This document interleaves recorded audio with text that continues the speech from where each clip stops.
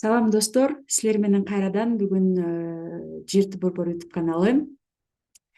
Эгер эсиңерде болсо, бир мурдакы темада силер менен катыш жана пропорция темасын караган болчубуз. Бүгүн катыш жана пропорция темасына бир канча мисалдарды чыгармакчыбыз. Даяр болсоңор, анда баштадык. Так, биринчи мисал. X'тин Y болгон катышы 5тин 8ге болгон катышында экен жана X менен Y натуралдык сандар болсо, X чоңбу же Y чоңбу дейт. Так, демек бизде X канча экен?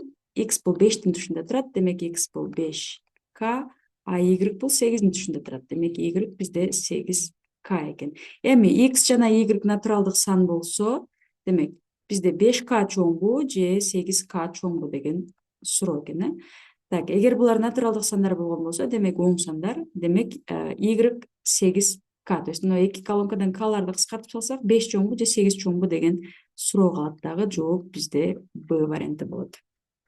Так, демек ушул жерден жыйынтык чыгарып койсок болот. X'тин Y болгон катышы 5тин 8ге болгон катышында же болбосо ушул сыяктуу X'тин Y болгон катышы, мисалы 3тин 4кө болгон катышындай. Анан X менен Y натуралдык сан деген сыяктуу сандар берилсе, чоң сандын тушунда турган сан колонка чоң болот. Мисалы, бул жерде Y-тин тушунда 4 турат, X-тин тушунда 3 турат. Демек, бул жерде дагы эгер X менен Y салыштырыш керек болгон болсо, бизде кайсы вариант? Y вариант чоңураак болот. Y чоңураак сан болот. Так, кийинки мисал. 5 калемдин баасы 7 дептердин баасына барабар дейт. 4 калемдин баасы же болбосо 6 дептердин баасы дейт. Так, 5 калемдин баасы 7 дептердин баасына барабар. Так, калемди биз К дейли, дептерди биз Д дейли. Демек, 5К барабар экен 7Дга. Туурабы? Демек, ушул жерден кайчылаштырып туруп, калемди биз 7 деп, а дептерди 5 деп алсак болот. Демек, калемди биз 7 деп, дептерди биз 5 деп алсак болот. Демек, А колонкасы 4 калем дейт. Калем дегенибиз бизде 7 болчу. Б колонкасында 6 дептер дейт. 6 дептерди биз канча дедик? 5 дедик. Демек, ушул экөөнү салыштырып коебуз. А колонкасы 28 болот экен, Б колонкасы 30 болот экен. Демек, бул тестте дагы жооп Б варианты экен. Так, улантабыз. Кийинки мисал. A'нын 5ке болгон катышы, Б'нын 10го болгон катышы, так, S'нын 7ге болгон катышы барабар экен 3түн 2ге болгон катышыга. А, Б, S'ларды аныктап, бул туюнтманын маанисин эсептеп коюш керек экен. Так, бул жерден көңүл буруп карай турган болсок, пропорция бар экен. Биз ушундай мисалдарда каалаган эки катышты бири-бирине барабарлап алсак болот. Мисал үчүн, биринчиден A'нын 5ке болгон катышын, биринчи жана акыркыны алам.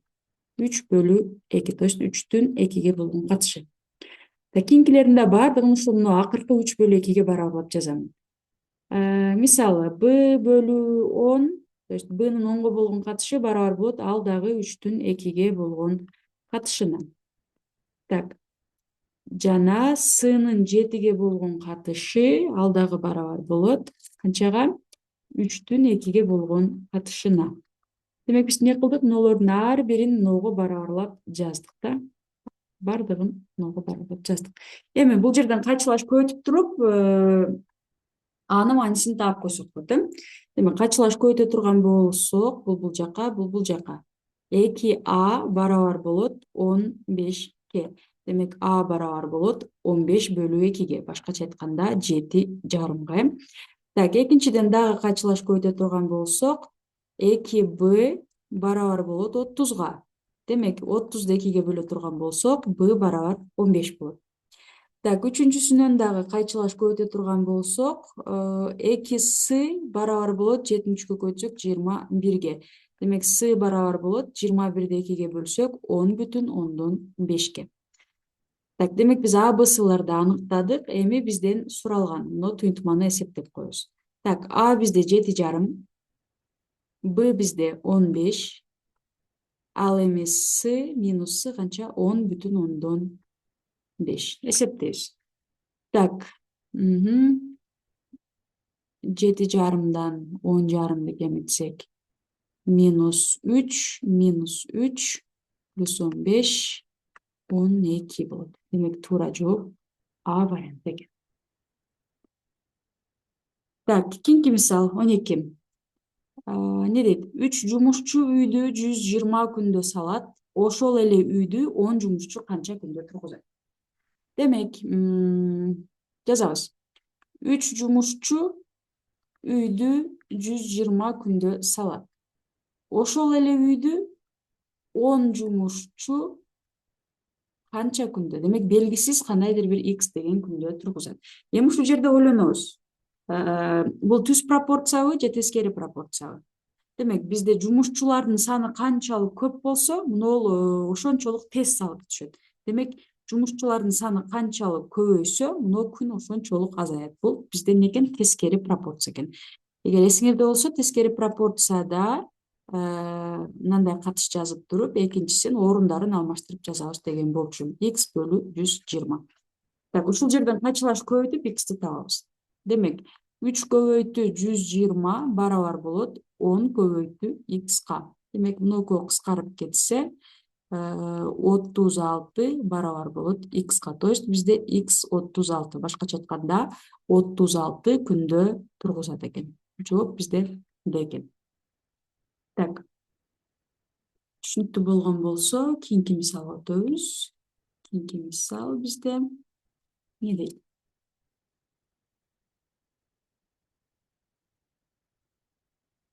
Так. Фермада 44 уйга 20 күнгө жетерлик тоют бар. Ал эми бул тоют 80 уйга канча күнгө жетет? Так, бир мурдакы мисалга окшош экен. Жазабыз.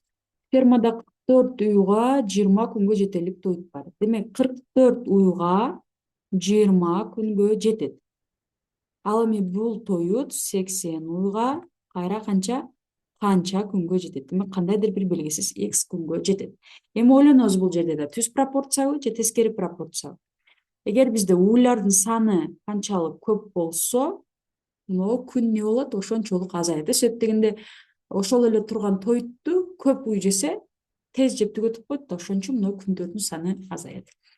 Демек, биз дагы пропорция түзөбүз. 44-түн 80ге болгон катышы барабар болот. Тескери болгон үчүн мыноконун орундарын алмаштырып коебуз. Мыноконун орундарын эмне кылабыз? X-тин 20га болгон катышы. Кайра эле кайчылаш көбөйтүп X-ти табабыз. Дагы эсиңерде болсо, мен мурдакы сабакта айткан болчумун, эгер ушундай пропорция болуп турган болсо, эки тараптан 0 бөлчөктүн бөлүмдөрүн кыскартып койсоңор боло берет дедим. Бул бөлчөктүн бөлүмү менен 80 менен 20-ны кыскартып койсоңор болот. Так, 80 менен 20 экөө тең 20га кыскарат. Бул жерде 1 калат, 80-ин ордунда 4 калат. Демек, мына 44 менен 4-тү да кыскартсак болот. Бул жерде 1 калат, бул жерде 11 калат. Демек, 1-1-ди көбөйтсөк, булар жок болуп кетет. Бөлүмдөгү бирлер жазылбайт. То есть мен мына бирле жөнүндө айтып атам. Мына бирле жазылбайт. Ошондо эмне калат экен бизде? 11 барабар X калат экен.